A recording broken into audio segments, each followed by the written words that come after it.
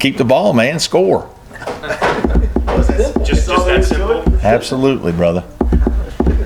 I guess, Brad, if you want to just a quick explanation of how camp's gone so far in the exhibition game last weekend, and then we'll open up for you guys' questions. Well, excited to be a new season. We off to a pretty good start. Played very well defensively in the exhibition against Anderson. Really pleased with our defensive discipline. I thought our guys really locked in, especially when we got the lead, and really didn't give much ground. Thought we had good spurts offensively, especially the last 15 minutes of the the first half, and a little bit at the end of the second half. We were slow, certainly coming out of halftime when we had the lead. Didn't respond very well to playing with a lead, but all in all, pretty good scrimmage. I'm pleased with our group. Our guys have worked hard this off season, and we don't have, a player of KJ's caliber on our team probably this year, but I do think we have good depth, and we can play with a bunch of different guys in some different positions, and we do need to stay a little bit healthy in the front court. We're a little bit thinner in the front court, don't have quite as much depth there as the perimeter, but I like our team. I think we're hopefully going to shoot the ball a little bit better this year from the perimeter. I think that'll be a key to our success. And defensively, we need to play like we did last year. I think we need to be pesky. We probably need to knock a few more balls loose and be a little more aggressive at times defensively. But all in all, just excited to get started. It's been a long fall, and I think our guys are ready to start to play some other people. Questions? How important are these is the early part of the season for your younger guys, just to sort of get them into the grind of college basketball and get them used to sort of the pace of the game, the physicality of the game? No, I mean, every game's important because they're all worth one. But certainly, I think in some of these earlier games, you want to get some of your young guys some minutes and give them opportunity. At the same time, I think you're still just trying to figure your team out, to be honest. Every year, it's, this is the fifth year in a row where I've lost my leading scorer, and we're kind of trying to figure out exactly who's going to be our primary go-to guy. And in situations, I think it'll probably change this year. I think certain games might be Noko, and other games it might be a guy like Roper. It might be DeMarcus. It could be Rod Hall could take over at times. So I do think we have maybe a few more options, but there are also times I think you appreciate the fact when you have a guy who you can just kind of throw the ball to and make a play, and KJ certainly was that for us last year. So that's one of our challenges. And early in the year as a coach, you're kind of still trying to go through those processes of learning about your team, who plays well with whom, and what guys feel comfortable making plays late in games. There have been some guys that have, and there's some guys on our team that have probably been out there but maybe haven't been asked to do as much as they'll be asked this year. How'd the 30-second experiment? It was fine. I don't think there was couldn't tell a big difference. I'm on record as I'm fine with them moving it to 30 seconds. I don't have any problem with that. I think that could be good for the game a little bit faster, but I really don't want to see it go to 24. I think that's too quick. I think if we're not careful, the NBA game is different than the college game. It's longer. There are more fouls. There are defensive rules that help the offense in isolation situations. Guys rarely play zone in the NBA. And so I think if you're not careful and you go to 24 seconds, you might see the basketball might not be as good sometimes. If you're not careful, you can also give advantages to the defense. They only have to guard hard for less time. And if guys aren't as skilled and aren't able to create on their own as often, and there's not as much space, then all of a sudden you're going to see a bunch of bad shots. And maybe more than that, I think you'll see less different styles of play be effective. And I'm not for that. I think one of the things that's good about our game is there are more different styles of play. You can turn on TV at night and watch a bunch of different styles of play. And in the NBA, it's not that way. There's one or two, three styles of play, and most people play the same way. And so I really don't want the game to just become a quick ball screen and a shot. And so I think we have to be careful with that. I think the faster you make the clock or the faster you make the game, that's what it's going to become. You think passing this season can be substantially better? I do. I do think, we have some guys that pass the ball a little bit better, are a little more experienced and probably will be a little more comfortable to do some of those things. Dante Grantham, a good freshman player for us, is a very good passer. And so I think, he's going to help facilitate our offense that way, and the ball will move. I do think we'll run a little more motion offense this year. We ran a little bit of motion last year, but I'm hoping to run a little bit more this year than maybe in the last 2 years.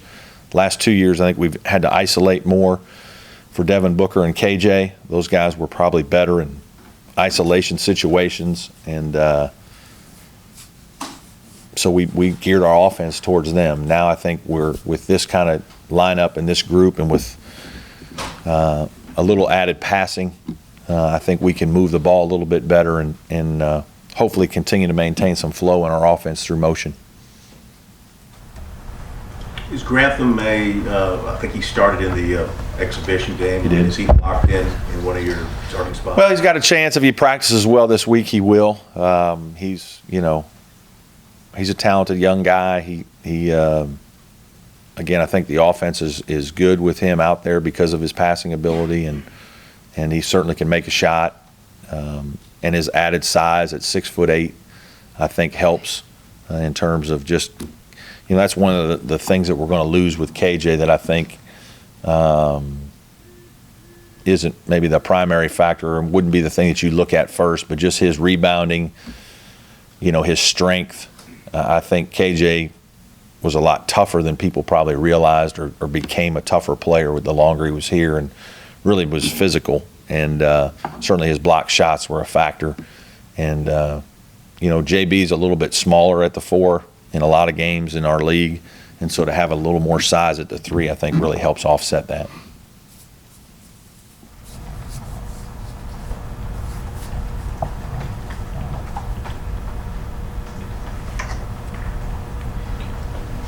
You were able maybe last year, the first part of the season, to maybe sneak up on some teams. Yeah. Not a lot of hype around this team this year, but within the conference, probably not going to sneak up on too many people. Would you think? Probably not. I would think that there's a little more respect for our program and what we're doing after last year. Certainly very pleased with the way our team played last season. We were probably a game for making the NCAA tournament. But certainly the run in the NIT was special in a lot of ways. It was great to see the crowd come out and support our team. I think they really rallied around a group of guys that got the most out of their ability and played very well together and overachieved in the minds of most. This year's team, I think, is more of the same from the standpoint. I think there's a lot of questions with our team in terms of, still how are we going to score, who's going to be the guy that helps us win games late, how good can they be. There's still some questions, although we do have, more experience back with Rod and DeMarcus and Landry and JB, 4 guys that were primary starters. It's just their evolution, I think, is what people need to see, including myself, of how much those guys have improved and what they're ready to do. And so I still think it's an exciting time as a coach this time of year, because you're really anxious to see how guys perform. And you've watched them work and put in the time, and now you want to see them, perform together well. And I'm anxious to see that here for the first month of the season, to see how we do. DeMarcus admitted that sometimes the mechanics of his shot would get off a little bit last season. Are you seeing a more consistent mechanics? Well, I think DeMarcus, that's the area of his play that needs to be better. He's not the most consistent player all the time. He had a great run at the end.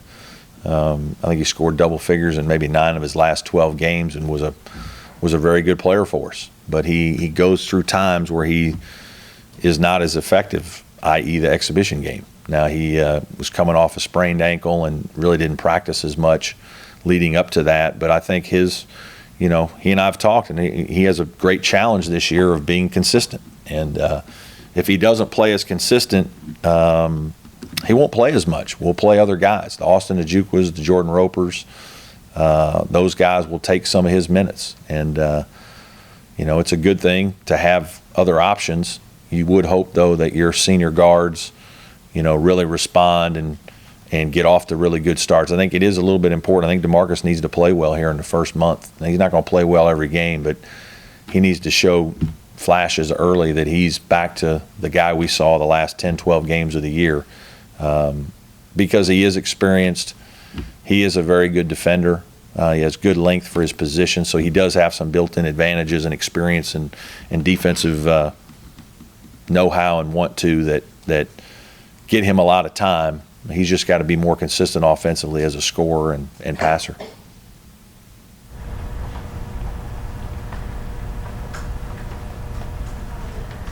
Do you think Rod gets the respect around the league for a guy that has played as much as he has and is going to his senior year?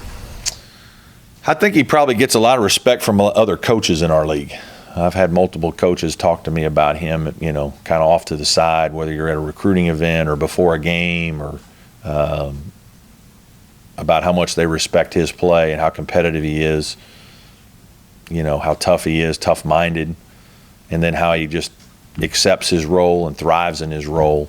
And I think, and I've had multiple guys say they want to get a guy just like him, looking for a guy just like him. And, I think Rod's the type of guy that fans maybe sometimes don't see all the things he does. He and I were both criticized when he was a freshman and sophomore for playing as much as he did by a lot of our fans in some ways, just from the standpoint of they didn't see him being able to do any more. They just, I think they thought he was a serviceable backup that would never be good enough to be a starter.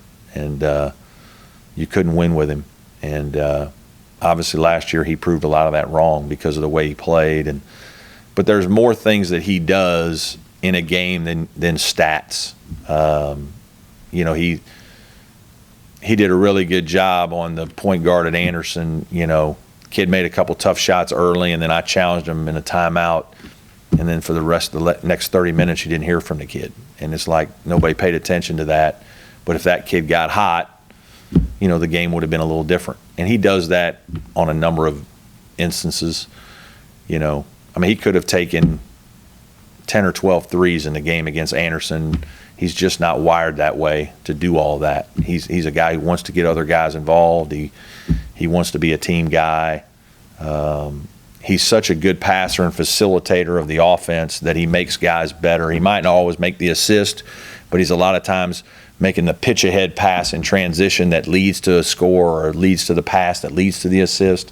There are just a lot of things that he does that probably aren't noticed as much by fans, but when you're the coach of another team and you're watching film and you just, golly, that guy makes a lot of winning plays. And, certainly I appreciate his effort and the way he approaches his job.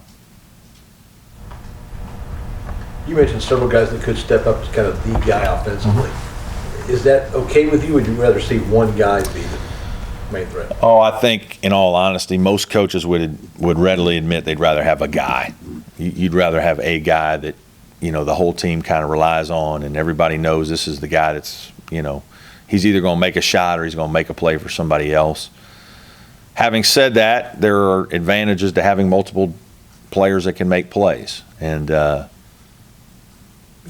we'll see if our guys respond to that. We hope that we have multiple guys that have enough experience that they're willing to do that at the end of games. And, in the last 5 minutes of a game, do we have multiple guys that'll step up and make a big shot? And, again, I would tell you, though, that most coaches would rather have a guy and get the ball to that guy, figure out a way to trust him to get it in a position to do something, whether it's score or draw a foul. Or, KJ was good that way and improved a lot. I talked to him a ton last year about he's got to get fouled because he became a very good free throw shooter. We knew through the summer his work and some things we'd done with his shot that he was going to be a good free throw shooter. And I told him that's the only way you're going to average 15 points or more is to get to the free throw line. And he started getting fouls, and we could get him to spots and he could either score or he could get fouled. And I think his free throw shooting, last year, and his ability to make free throws and shoot a high percentage, really helped our team a lot. What thoughts about how he's doing so far? Oh, really proud of him. Happy for him because I know how hard he's worked these last couple years to get there. And you know what? It's good to see. He's learning the NBA game. He's got to learn the style. He certainly has a few things that he needs to work on, and I'm hopeful that they're working with him, in individual skill work like we do to get him where he needs to be, because you see some of the natural instincts he has to block shots. I mean, the fact that he's still blocking 3 shots, he had 4 the other day, like that's an NBA game where you got a 6'6" wing blocking 4 shots. Like, that's remarkable. It shows his timing. It's the same thing I used to joke with you guys about, like, we have nothing to do with any of it. Like, it's just a guy with great instincts, great athleticism, great timing, who's just making plays on his own. And that's part of the reason why he was drafted where he was, with the hope that his skill level will continue to take the big jump that it's taken the last 2 years. And if it can take another jump or 2, then he has a chance to be a really good pro. But I'm excited for him to see him get opportunities. It's a tough situation. It's going to be a long year. Their team is going to struggle. But at the same time, I'm sure it's exciting for him to just be, in the battle. And he is getting opportunity to play. And I do think he can get better by playing and learning the NBA game by being out there. So we're really happy for him and proud of him. And Trevor Booker's doing well too. It's good to see Trevor playing really well in Utah. He's, that's been a good move for him. And, he's a guy that I think does a lot of things that go unnoticed in some ways too. He's a guy that is an energy player and an improved shooter. And, he's had a nice start. So we got 2 Clemson guys both doing very well this year in the NBA. Looks like Washington game has really benefited from having a full off season. He has. He's, this is the first year that Jerron has been healthy both the spring and the summer. He broke the leg after his senior year and then had the second surgery at the end of his freshman year. And so he's really benefited. He probably shot more than any guy on our team in the summer. He probably got more shots up on his own than any guy in our program. And certainly he and I talked about that this offseason, that he's got to become a more consistent three-point shooter to stretch defenses, to help our offense. When he made threes against Duke, on the road at Florida State, we were a different team because it gave us an added score that we desperately needed in big games. I let him shoot. I think he was 10 for 50 from 3, which is quite a bit of threes for a guy that's only 20% shooter. But I knew that he's better than that. And he will be better than that, and he needs to be better than that for his future, for our future as a program. He needs to become a better shooter. Now, he's not ready to start making 40% of his threes or anything like that, but we need him to get up into the 30s, and that weapon needs to be there for us. He needs to shoot, more than that, and he needs to make more so that'll open some other things up. He's also beginning to drive the ball a little bit better. He stayed healthy, which has been huge. Again, I do think that's a little place of concern. Our big guys need to stay healthy this year. We're probably a man down there, and just in terms of overall depth. So we need to keep guys healthy. But he's had a very good start. He's got a good level of confidence about him, and he's continuing to rebound the ball well. He had 13 rebounds the other day against Anderson. We need to see those numbers continue to improve as well. Very excited for him. Brad, in this day and age of social media and everything and 6-second highlights and stuff, how big is it for you, for KJ and for Trevor, to continue to do what they've done so far in the first couple of weeks, just to help you as a program, help you with recruiting? Right, it does help. There's no doubt that having guys playing at the next level increases your visibility and gives you even more credibility as a program. That guys can achieve their dream of playing at the next level. In basketball, it's probably a little bit more difficult even than football because there's just so few spots. There just aren't that many spots in the NBA, and So for those guys to get opportunities, make rosters, to do well, to be out on the court playing well, and to have an occasional highlight that we can use to send to recruits and to, give us a point of reference to talk to recruits about, certainly helps. It helps a lot. With the ACC slate that you have, and then you look at like Rutgers